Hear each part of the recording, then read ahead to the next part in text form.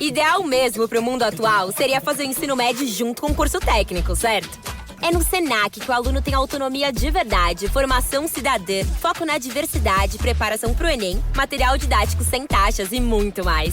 Na real, tem tudo que você precisa para se sentir preparado para a vida. Seja para entrar no mundo do trabalho ou te ajudar a decidir o que fazer na faculdade. Quer saber? Senac. Vem comigo! Acesse sp.senac.br/ensino-médio-técnico. Sair da escola já com uma formação profissional no currículo? Parece bom demais pra ser verdade, né? Pois é. No ensino técnico do Senac, isso é possível. É ensino médio junto com formação técnica, que acontece durante os 3 anos. Lá, eles usam metodologia para projetos, desenvolvendo competências como resolução de problemas, pensamento crítico e colaboração, além de valores éticos e sustentáveis. Quer saber? Senac. Acesse sp.senac.br/ensino médio e saiba mais.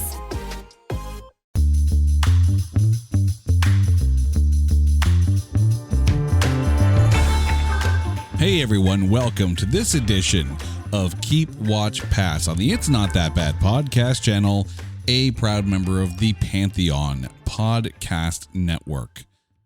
So when we're coming up with ideas for episodes for Keep Watch Pass, we can keep it simple, by just picking an actor and their filmography, or we can, think of a genre, or we can think of a some kind of way to isolate some of the films in order to be able to narrow down our picking pool for the movies that we are choosing from.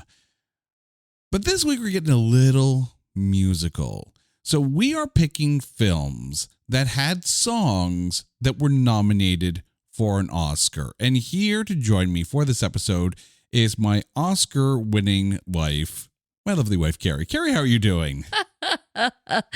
I'd like to thank the Academy.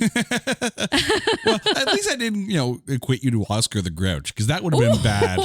Wow. See, that's what I could have done, but I didn't, because I'm the good guy. That compliment took a turn.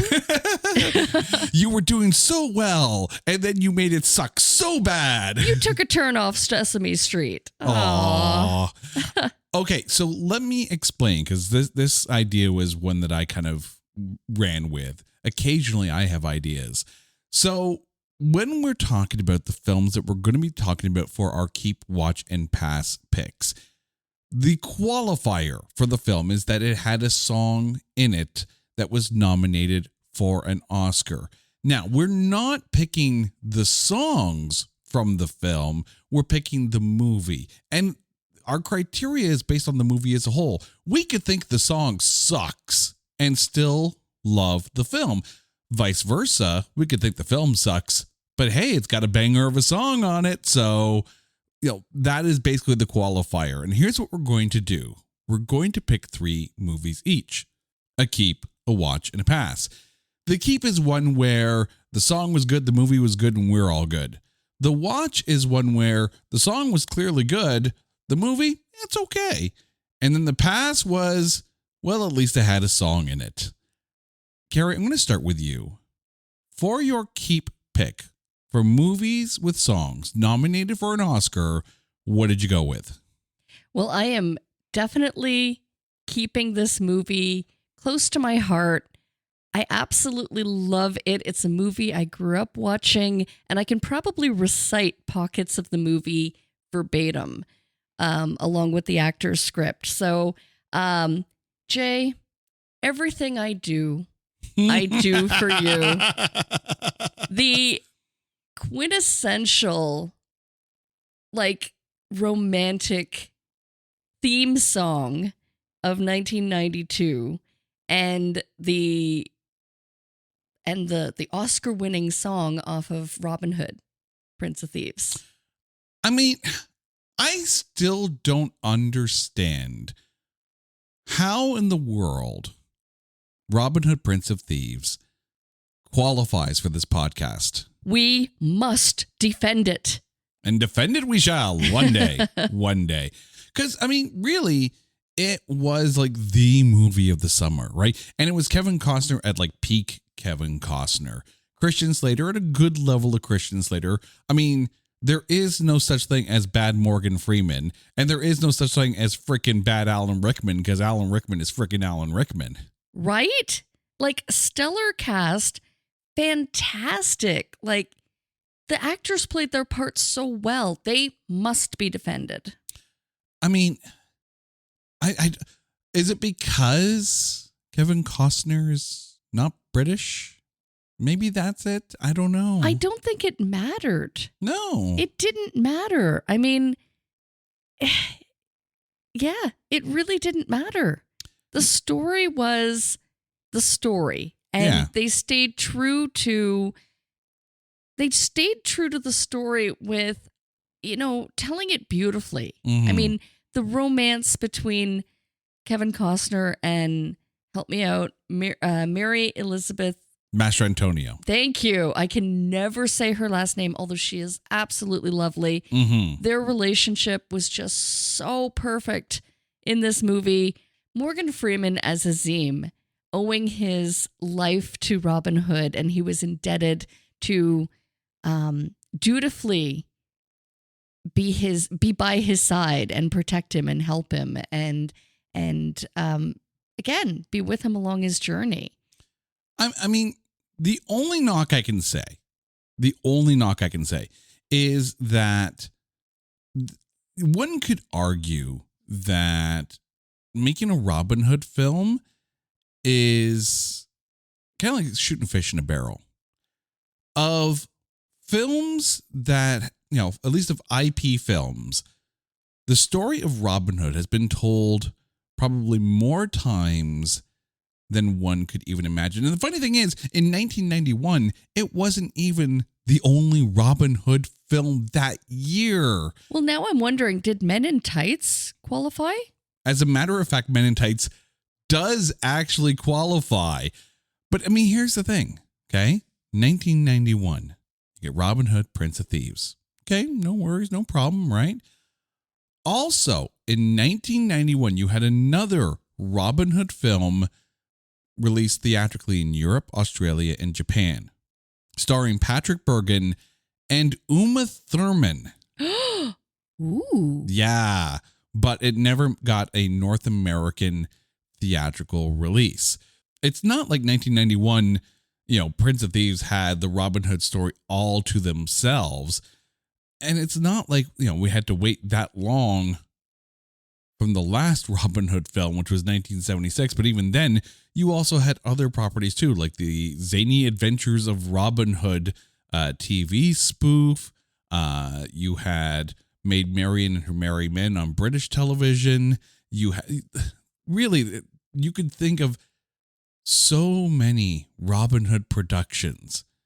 I'm still waiting for someone to be brave enough to do a live action version of Rocket Robin Hood.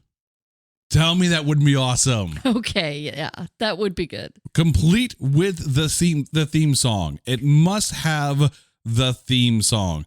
But I mean, the other thing too is that the Everything I Do It For You song, and I feel bad for saying this because we're Canadian and it's Bryan Adams. So it feels like it should be a part-time national anthem at that point. But that song got played the shit out of it over that summer. It did. And you know what? I would love it to make a comeback. So I think, yeah, you know what? It's such a great song. And it's such a great movie. And I'll defend both. I will give it that. Everything I Do It For You by Bryan Adams is better than the one he did with Rod Stewart, and I think it was Sting, All for Love, which was from the Man in the Iron Mask soundtrack, or the Three Musketeers, one of the two. But yeah, no, it was the better of the two movie soundtrack songs for Bryan Adams from that era. Hello, loyal Pantheon listener. CEO Christian here, and I sincerely hope you're enjoying this podcast episode. I have a very exciting opportunity to share. I'll try to be quick so you can get right back to it. Pantheon has been around for almost 10 years, and I bet some of you listening right now have as well. We thank you, the loyal listeners of our shows. After some rapid growth in the last year, we decided to seek capital investment that will help us level up even more. And after some thought, we decided we needed to reward our loyal listeners like you the first chance at becoming a part owner in our future. Start Engine is equity crowdfunding that is approved by the SEC, a chance for you to get into the startup game. For less than the average price of a concert ticket, you can become a part owner of a new media company with secured shares in Pantheon. Please go to startengine.com/Pantheon for all the detailed information and then sign up to invest. Or just go to startengine.com and type Pantheon Media in the search bar. Pantheon Media, where fans belong, like you. All right, enjoy the rest of your show. For my keep pick, I'm going with a movie that I kind of mentioned a little bit in passing during our Keep Watch Pass remakes episode, because this is a film that if ever anyone gets the brain ass idea of wanting to do a remake of The Princess Bride, stop what you're doing and start bashing your head against a brick wall, because that's a bad idea. The movie was actually nominated for Storybook Love, which was arranged by Mark Knopfler from Dire Straits, and that's the end credit music of that song. Mark Knopfler actually did the entire soundtrack for Princess Bride, which kind of added to the just perfection of the film. I don't know if there are many movies that I would actually qualify as perfect, but The Princess Bride to me comes pretty damn close. Like, I can't think of a single thing anyone should ever change about that film. Not one thing. No, and you're right that they should leave it well enough alone, because some properties you just can't and shouldn't dare to remake. I'm looking at you, Harry Potter and the HBO series. Don't touch the original. Just leave it alone. I have a feeling that when that series comes out, you're going to need some like therapy. Well, of course I'm going to watch it. Yeah, of course you're going to watch it. But we've gotten through this before. I have a feeling you're going to hate watch it. Yeah, and I'm probably going to be unnecessarily critical, and I don't like that. I know that I'm going to go into it very trepidatiously. Yeah. Now, I'll admit, I have yet to read the actual Princess Bride novel. There's hundreds of books on my bookshelf that I need to get through first, but I will at some point read it because I'm crazy like that. And I do want to read the book, but yeah, no, I don't ever want to see anyone try to remake this film, because it will pale in comparison, because from the actors, from the setting, from the directing to the soundtrack, it was pitch perfect on every level. But Storybook Love did not win the Oscar that year for Best Original Song from a Film. That went to I've Had the Time of My Life from Dirty Dancing. Okay, and as much as I like Storybook Love from Mark Knopfler, and I think it is a fantastic song, the Academy was right. I've Had the Time of My Life.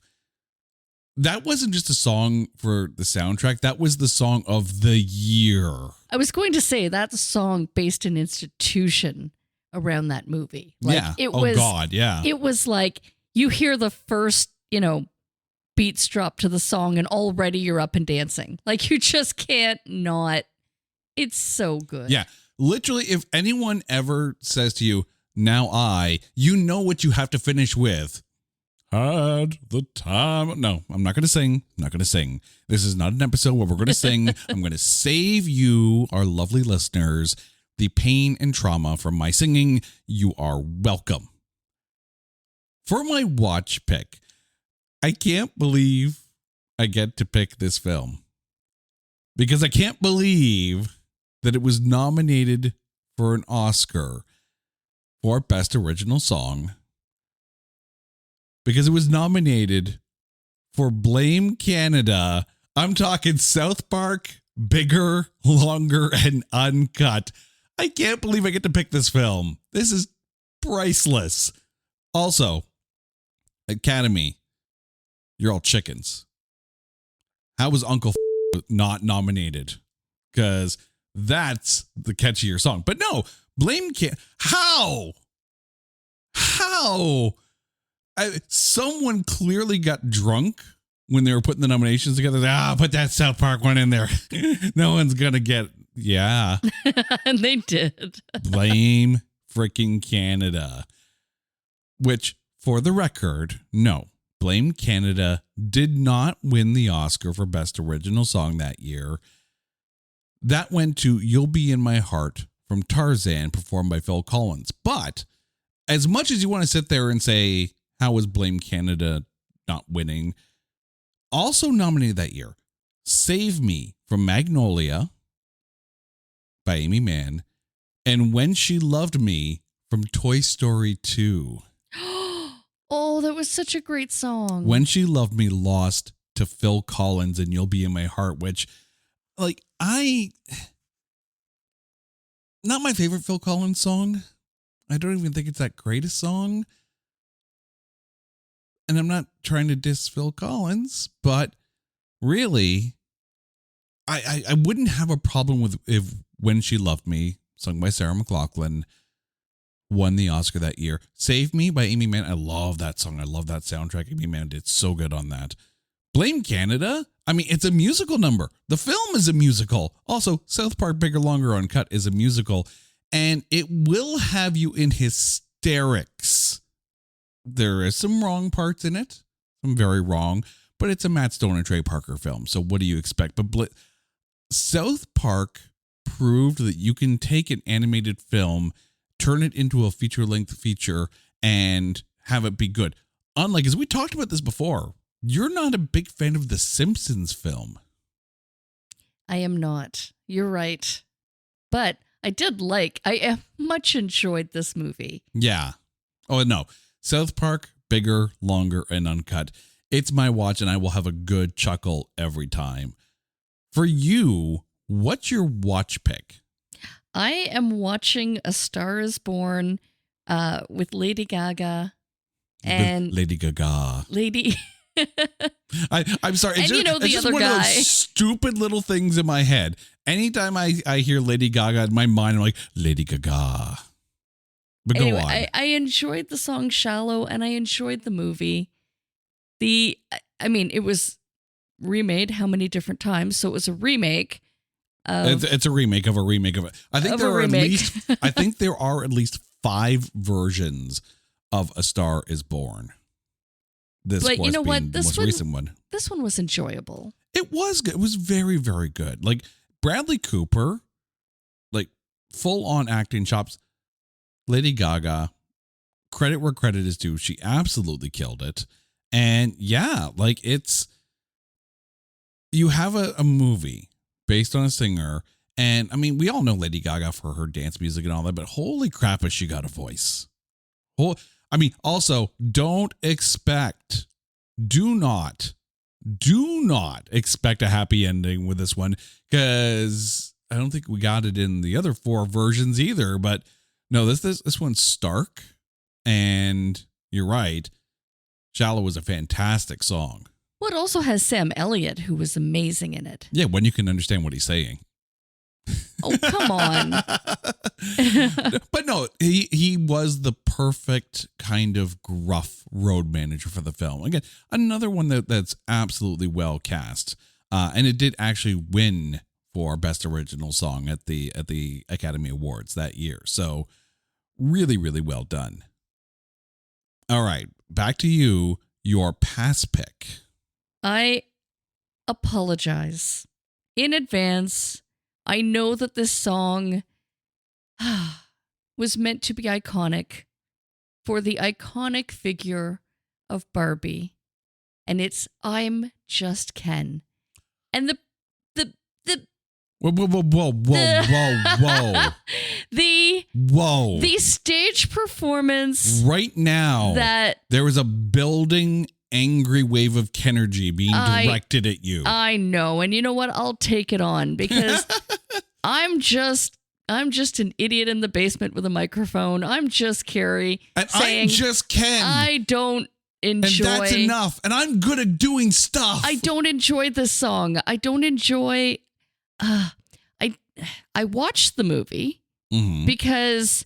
mainly because I wanted to see what all the hype was about Barbenheimer. But you know what? I grew up playing with Barbies. I enjoyed there was a cartoon, an animated series of Barbie, and I didn't like this movie. I'm so sorry. I didn't. I mean, I get the feeling it's an acquired taste, and I will admit that I have only seen parts of the film. I'm not going to lie and sit there and say, I know everything about it. I know that song, though. The song is catchy as hell. But, I mean... It's cleverly written, but I found it to be annoying. I mean, I get that, right? Because it is very much... It's a loud film. It is in your face. There's very little subtlety to everything, but I think credit needs to be given because somehow, some way, it actually revitalized the box office, even for just a little bit. I will say, I'm feeling hurt here. Well, you're not Ken. No, but hear me out. I'm Just Ken was nominated for Best Original Song. Lost to another song from the Barbie soundtrack, What Was I Made For, by Billie Eilish. So,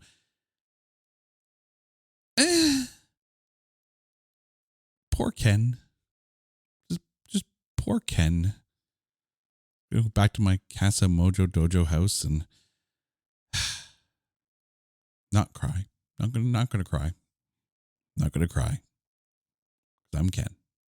Actually, no, I'm Jay. You're better than Ken. I am so much better. You're Jay. Ken, right?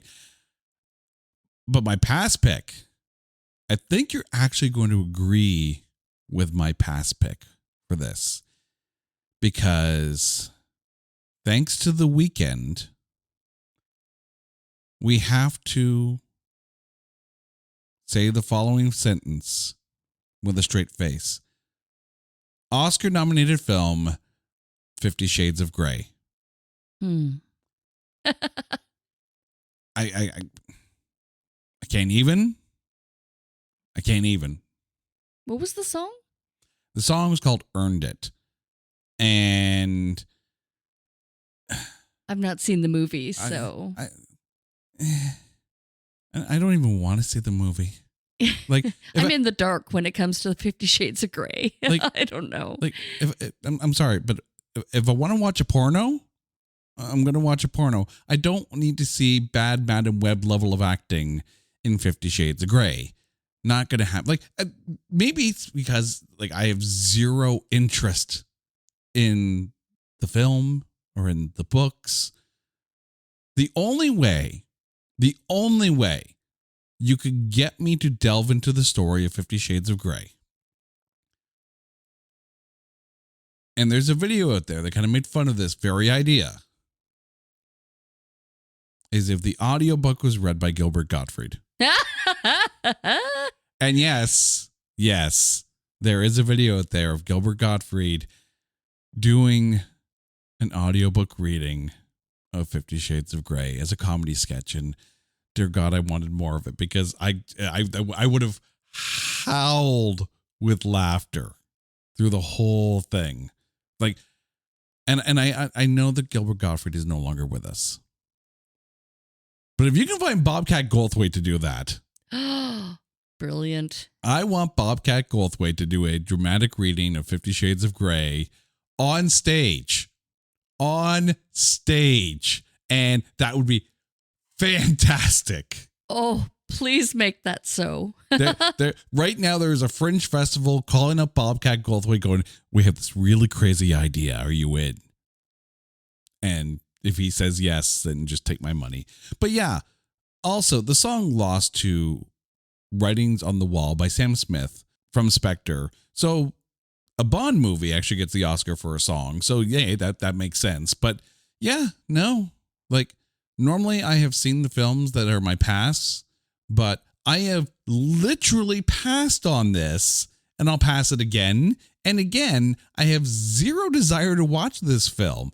And dear listeners, if you agree with me, cool. But if you think I'm really out to lunch, tell me why. Because I don't get it. I don't get it.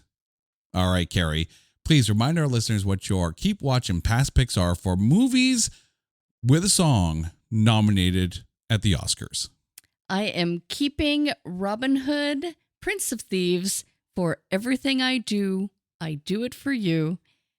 I'm watching A Star Is Born to hear the song Shallow, but also for Lady Gaga's and Bradley Cooper's performance. Tell me something, girl. No? And I am passing on Barbie because I'm just Ken. No, I'm sorry. Ken. You're not Ken. I'm not Ken. You can't be Ken. I'm not even Barbie. No, No, you're better than Barbie. I'm Carrie. Right. I'm just Carrie. I'm an idiot in the basement with a microphone, and apparently I'm going to blow up the internet with my dislike. And it's not a hate. He's just Ken. I don't know. I don't dig on Ken. I'm sorry. All right. I'm a J girl. Before you break the internet, my keep is The Princess Bride. My watch is South Park Bigger, Longer, and Uncut. And yes, you can blame us. We are Canada. And my pass is 50 Shades of Grey. Not even The Weeknd can save this film. He also couldn't save The Idol, but, one and done season there. Sorry, buddy. All right, dear listeners, you guys know the drill. If there's a topic that you want us to cover on Keep Watch Pass, or a movie that you want us to cover on It's Not That Bad, hit us up on social media at Not That Badcast, or go to our website at notthatbadcast.com. And while you're there, make sure you check out all of our other shows and brace yourself, because at the end of the year, Grading on a Curve returns. Until next time, she's Carrie, I'm Jay. You guys are awesome. This is Keep Watch Pass on the It's Not That Bad podcast channel, a proud member of the Pantheon Podcast Network. Take care.